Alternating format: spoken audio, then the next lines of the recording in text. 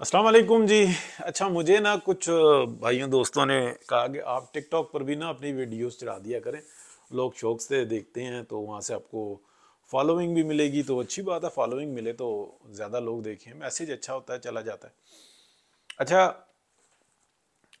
आपको ये बात और मुझे ये बात समझना ज़रूरी होगी कि इस दौरे हाजिर में ये इस इंटरनेट के थ्रू, सोशल मीडिया के थ्रू हो क्या रहा है। जब हम ये बात समझ जाएंगे तो हम बेहतरी की तरफ बढ़ना जो है ना हमारा आसान हो जाएगा।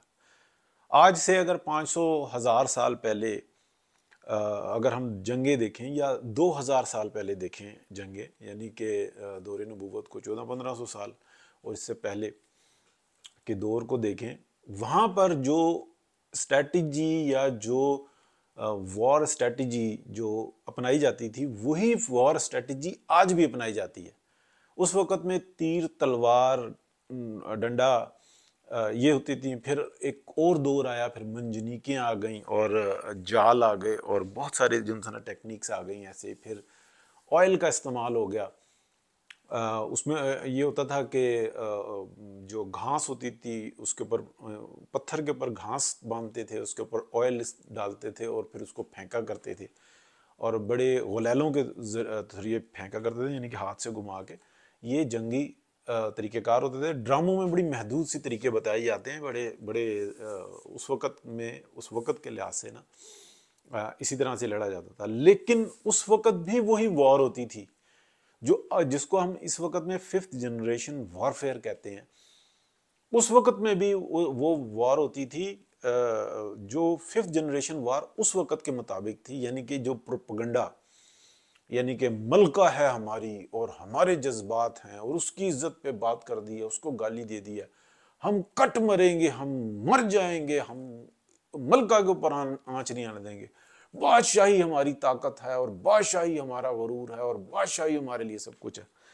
उस चीज को इतना किया जाता था, बच्चा सुनना शुरू होता था, वो बड़ा होता था, वो कहता था मैं बनूंगा कामा काजी। उसको एक और लफ्ज भी बोला करते थे, फिदायीन। ये बनेगा फिदायीन और वो बनेगा और मैं बनूंगा फिदायीन। फिदायीन कौन होते थे? वो आजकल के दौर के वो खुदकश बमबार होते थे। बम पड़ता है तो बमबार आ गया ना, वरना तो वो फिदायीन होते थे, यानी कि जाना उन्होंने तलवार या छुरियां निकालनी और वार करना, और उसके बाद उनको भी मार दिया जाता था या खुद अपने आप को मार लेते थे। यानी कि जिस्म के अंदर ऐसे अब वो रखे होते थे जहर आलूद कि वो कपड़ों को खींचते थे या हाथ इस तरीके से उठाते थे कि वो कट लग जाते थे, या मुंह के अंदर जहर रखते थे। कुछ भी ऐसा होता था, जो हर एक अपने तरीकेकार थे जो उस वक़्त के मुताबिक होते थे। लेकिन उनकी जज्बात की जो उनसी थी ना, वो एहसासात की वो तरीक़ेकार कुछ और होते थे, और उनकी फ़िदायीन की ना लाइन लगी हुई होती थी, हम मरेंगे, कट कट मरेंगे। तो दौरे उसके अंदर जो था ना, बॉर्डर्स का इतना मसला नहीं होता था, इक़्तिदार का मसला होता था। यानी कि एक जमीयत जो उनसे ना वो काम कर रही होती थी। तो ये उस वक़्त का था। आज के दौर के अंदर फिर ये हो गया, मुल्क है, हम मुल्क के खातिर ये कर देंगे, ये सब कुछ, ये सब जज्बाती बातें होती हैं। लेकिन आज के हालात के अंदर क्योंकि पूरी दुनिया तकसीम हो चुकी है बॉर्डर्स के अंदर, तो फिर हमें उसके मुताबिक ही बात करना होगी। ये जो वाजवा डॉक्ट्राइन आई ना, तो ये एक प्लान था पूरी दुनिया के अंदर। एक डेवल ने प्लान तरतीब दिया और पूरी दुनिया के अंदर दिया। अगर आप इस प्लान को देखें एग्जीक्यूट होता हुआ, वो अमेरिका में नजर आएगा। ट्रंप ने क्या गुल खिलाया, ठीक है ना। वो बहुत ताकतवर सिस्टम था, रियासत बड़ी ताकतवर थी, सोशल सिस्टम उनका स्ट्रांग था, तो वो थोड़े बचे। लेकिन असर वहां पर भी दिखाया। यूथिया वहां पर भी पैदा हुआ, लंदन में यूथिया पैदा हुआ, जर्मनी में यूथिया पैदा हुआ, इटली में यूथिया पैदा हुआ, इंडिया में यूथिया पैदा हुए। मोदी आपको क्या नजर आता है? ये इसी तरीके से डॉक्ट्राइन जो सी थी ना, उसके पीछे एक पूरी फ्रंट पे इमरान खान को रखा, पीछे पूरी डॉक्ट्राइन थी। अच्छा, ये डॉक्ट्राइन जो सी जो पाकिस्तान में है, ये इंडिया में नहीं चल सकती। वहां पर स्टैब्लिशमेंट इतनी स्ट्रांग नहीं है जिस तरीके से पाकिस्तान में। जो लंदन में जो आई वो वहां के तकाजों के, यानी कि हर बॉर्डर के अंदर का तकाजा कुछ और है, उसके मुताबिक आई। अमेरिका में उसके मुताबिक आई। तो आप इसको देखें तो ये आपको जाल नजर आएगा बड़ा जबरदस्त किस्म का। इस वक्त में क्या हो रहा है अब आप समझें। मियां मोहम्मद नवाज शरीफ, वो शख्स जिसके पास कारकर्दगी का एक पूरा पेज मौजूद है कि मैं 1985 से अपना टाइम शुरू करता हूँ।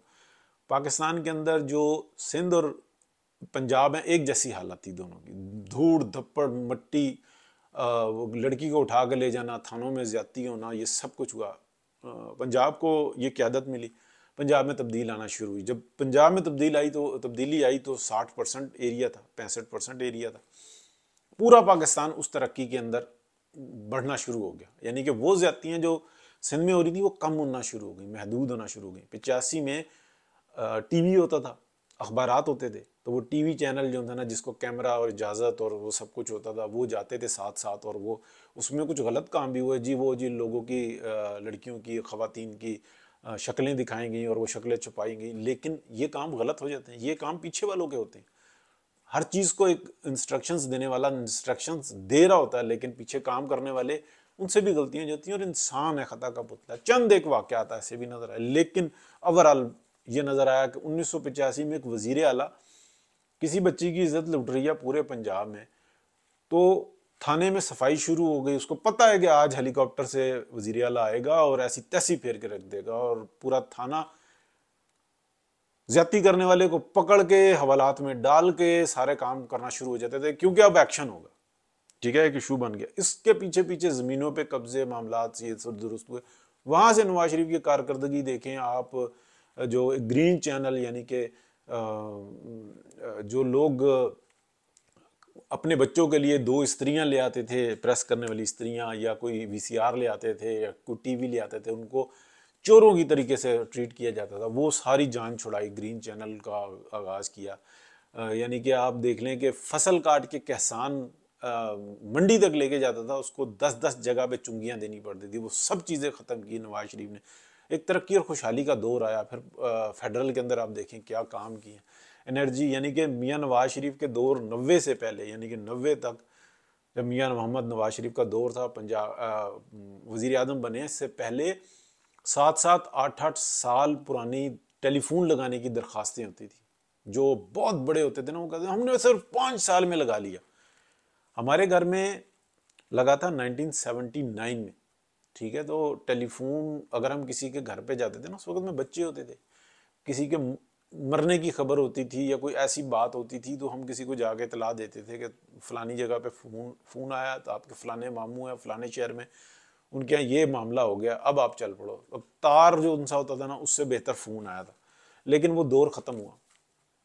कहने का या बताने का मतलब ये है कि उस नवाज शरीफ का मुकाबला आज हो रहा है, और पिछले 5 साल के अंदर जितनी बड़ी साजिश पाकिस्तान के खिलाफ हुई, उसको मियाँ मोहम्मद नवाज शरीफ ने इक़्तिदार में नहीं थे, इसके बावजूद अपनी जान के ऊपर सह लिया, और उसके बहुत सारे गवाह मौजूद हैं। वक्त आएगा वो बता दी जाएंगे। मैंने बहुत सारी चीज़ों का आपको सामने जिक्र किया, लेकिन ये महदूद हैं, और इसके गवाह और इसके सबूत सब मौजूद हैं कि मियाँ नवाज शरीफ ने सितंबर 2021 में जो एकदम से तब्दीली लेके आए, उन्होंने वो कौन सा बोझ था पाकिस्तान को बचाने के लिए जो अपने सर पर उठा लिया और अपनी जमात के सर पर रख दिया, और हर बुराई को बर्दाश्त कर लिया। ये तारीख जो सी है ना, ये जब लिखी जाएगी तो उस वक़्त में पता लगेगा। बहुत शुक्रिया जी, बात करते रहेंगे। फ़िलहाल तो इमरान खान साहब की चीखों की आवाज़ सुनाई दे रही है।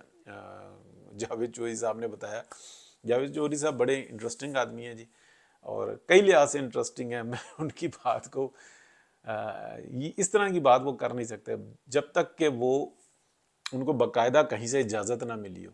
तो आप समझ रहे होंगे, और हम भी समझ रहे हैं, सब समझ रहे हैं कि इन्हीं के प्रोग्राम में लात जूता क्यों होता है, फाइटिंग होती है, ये कौन करवाता है, तो इन्हीं के पास इंफॉर्मेशन ऐसी क्यों आती है, और ये डॉक्ट्राइन की भी जो है ना, बाजवा साहब की भी इंफॉर्मेशन इनके पास क्यों आती है, तो कुछ तो वजूहत होती है ना। तो अभी ये क्या हो रहा है, तो ठीक है जी, बहुत शुक्रिया, अल्लाह हाफिज़।